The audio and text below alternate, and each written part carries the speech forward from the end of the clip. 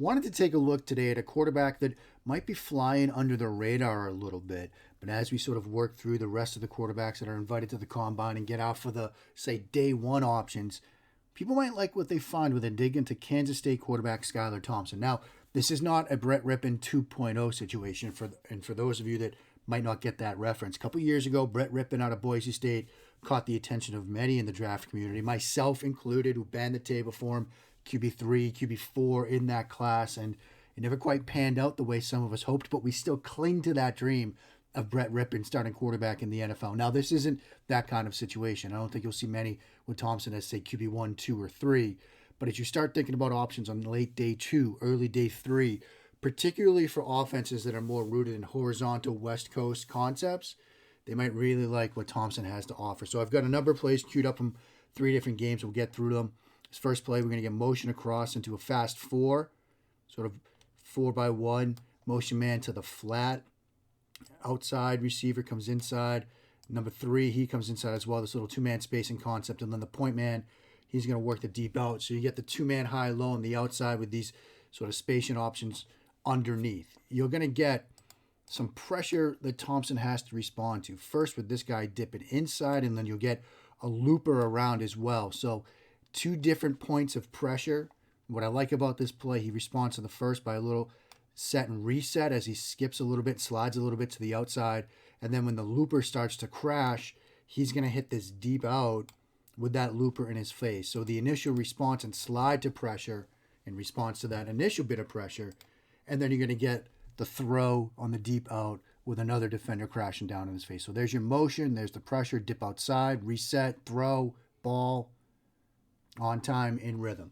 End zone angle view of it, you get the initial pressure and then you get the looper, and he's able to manage both points of pressure, first with movement, then with pocket toughness and hand it in there, and make a good throw on time and in rhythm. So nice little step, good ball to the outside. Next play we're going to look at, another 2-man game to the outside where you're going to get YY Wayne. And again, a little high-low concept. Now you're going to get back up the seam. He's going to have to climb the pocket as you're going to get pressure off the edges. So you see him click and climb, hit the back on the seam.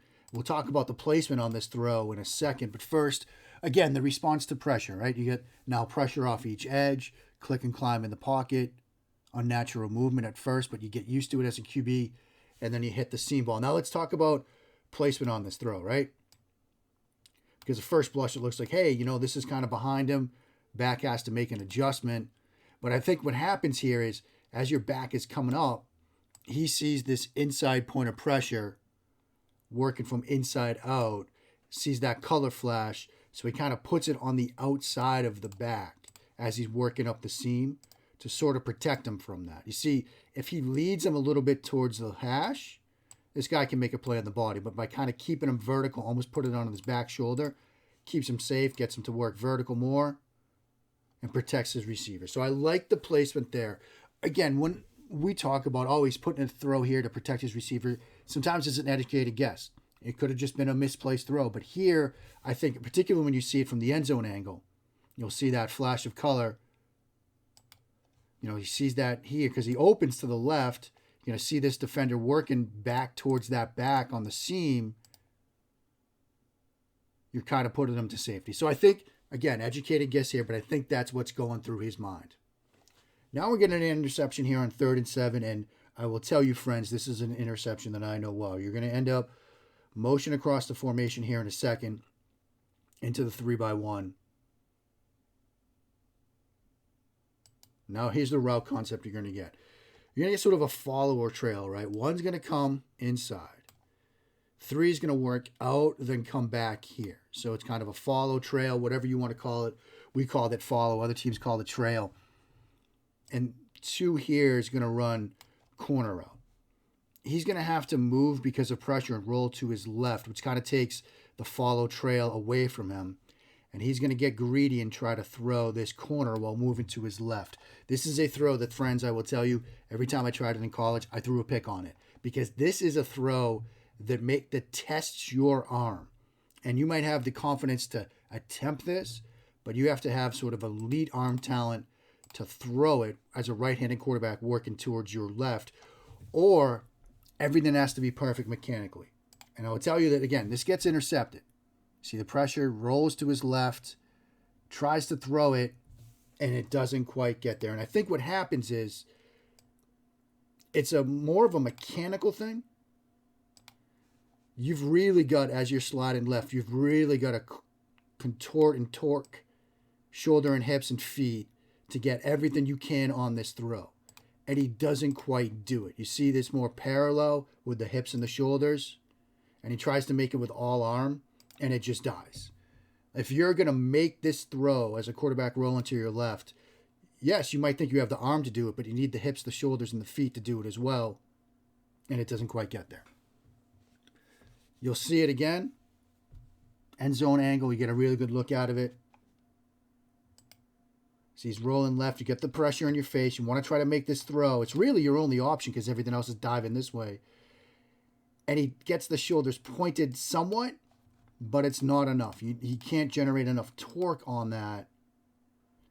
And it just kind of dips at the end and you get the interception. So wanted to highlight that as somebody that every time we ran sprint smash to the left with me rolling to my left, I always got greedy. I always thought I could hit that corner. Never quite did. Next play we're going to look at, nice little three-man flood here. So you get sort of this tight slot here. Now, you're going to run out of pistol. Back is going to run fake, and he's going to go to the flat. Then you're going to get outside receiver is going to dip in. He's going to be your middle read. Inside receiver, he's going to work out first, then get vertical, then break out this way. So you see that three-level flood concept. He's going to carry out the run fake here, hit the middle read on time, in rhythm. Pretty good anticipation to it as well. I talk about it, the TRAP acronym, right? Time and rhythm, anticipation, placement. You see it there. Again, comes out of the fake, good extension of the ball, show ball, pull it back. Mike McDaniel, the new head coach for the Miami Dolphins, former offensive coordinator for the San Francisco 49ers. He talked about why you flash ball and pull it.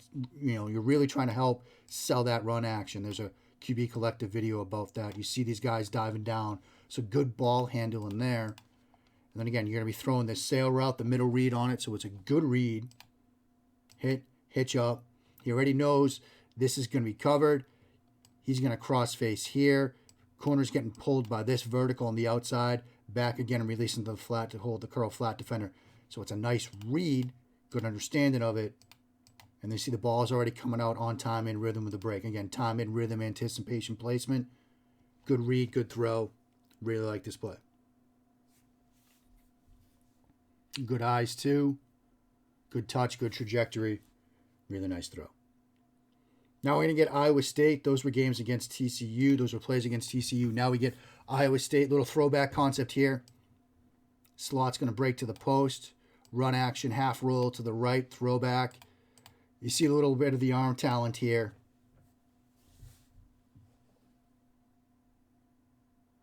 Get motion again across the formation. Roll to the right. Step up. Hit this post working to the way, to the backside for the touchdown here. And again, he lets this go, plus 47. Just inside the right hash. Now this is bottom of the numbers, yard deep into the end zone. So not the world's longest throw, but again, a good look at what he can do from an arm talent, at least the deep ball perspective. I wouldn't say that he has, say, a plus arm or an elite arm. There are certainly quarterbacks in this class with better arms, but he can give you this in the playbook. You don't have to take stuff like this out of the playbook. He can hit this throw. Again, good trajectory on it. See that in his throws. And you get the big play for the touchdown. Now we get to the 2nd and 7 play. You're going to get sticks here, basically. Working right to the first down marker. Off coverage. I like the leverage and the placement of this. You're going to have inside leverage defender. He's going to put this to the outside shoulder. Again, with that trap, time and rhythm, anticipation, and placement. Ball's coming out on time, in rhythm, leads him to the boundary a bit. And I say it a lot, I'm a firm believer in yardage after the catch is at least in part a quarterback stat. See, here's the timing. So he lets it go, and you've got the cushion. So the ball's already out. So that allows the receiver to have a little bit of an opportunity, a little bit of a window here to make the catch and turn, and allows him to evade that tackle. And you get, again, 9, 10-yard throw. Becomes a 15, 16, 17-yard gain. Now, if he waits on this, let's say for the sake of the argument, the ball isn't coming out to say now, and the ball is still like here, corner can drive on this, and maybe he doesn't break it up, but you're getting that 9-yard throw as a 9-yard gain.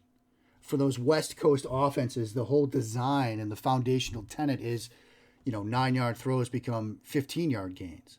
But if it ends up being 9-yard throw equals 9-yard gain, it's not exactly executing the offense to its utmost potential. And a great example of that, Mitchell Trubisky during his time in Chicago, Matt Nagy, West Coast offense, Andy Reid influenced designs, the 5-yard throws, the 8-yard throws, they have to turn into 10-yard gains, 15-yard gains. But if the ball is a step or two late, those 9-yard throws remain 9-yard gains. You're not executing the offense the way it needs to be done. So this is where I sort of get into, he might be a really good fit for more horizontal West Coast offenses because of this timing and rhythm that we see here. It allows receivers to turn those 9-yard throws into 16-yard gains. End zone angle of it. Points out this guy that's got the little stunt game coming, the little blitz game coming. Again, placement to the outside. Let your guy make a play. Similar on this next throw against Iowa State. You get sort of a seam stop, seam stick here on the outside. It's not quite seam hoss. Hitch would be here, but he's breaking it off more here. Again, sort of a quarters look to the side, cover 4 look to the side. Sees this is the one that he takes. Safety stays atop of this, and this guy drops a little as well. So this is kind of capped. So he works to the outside, throws this boundary route, left hash to right sideline. And again, time in rhythm, anticipation, placement. Ball out.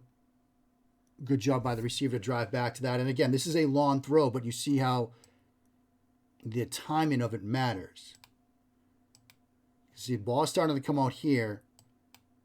This is your separation window right now.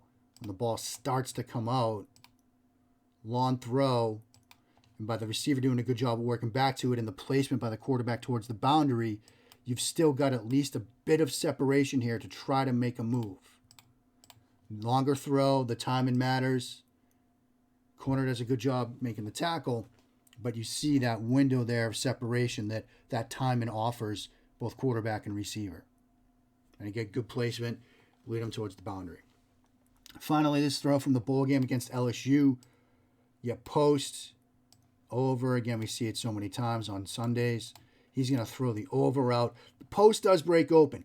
Safety kind of drives on this. So if he hands in there, he's got a shot at a touchdown. But I had to include this throw because it's a pretty darn good throw. Just kind of let it speak for itself. I mean, to get that over the 2 underneath defenders, drop it in before the safety gets there, and even the corner sort of peels off. It's the corner who peels off. If you got the boundary, if you got 1, 2, and this is the corner who peels off, that's an impressive throw to fit it into that window. Nice play by the receiver as well. And so that's a look at Skylar Thompson. There are some things that he'll need to work on. Might do a video a little bit later of him taking some sacks and maybe hanging on to the ball a little bit too long in the pocket. But there are some things to like about him. Again, I think an ideal fit is sort of a West Coast horizontal-based passing game. But as you start thinking about potential landing spots, I had somebody say, if you're the Saints, you bring back Jameis on a prove-it deal, but sometime late day 2, early day 3, here you go. If you're maybe even the Philadelphia Eagles, late day 2, early day 3, you build around Jalen Hurts. Yes, you've got Gardner Minshew, but, if you're thinking about, we'll take a flyer on a quarterback. Howie Roseman loves some QB factory action. Skylar Thompson might be somebody to look at. So, we'll keep working through these quarterbacks, but he's somebody I'm excited to see, at the combine, see him at his throwing session, get a chance to talk to him. So there's a look at Skylar Thompson from Kansas State. Hope you enjoyed it. Thanks for watching again. Subscribe, like, all that fun stuff. Leave the comments. Always love interacting with people. And thanks for watching.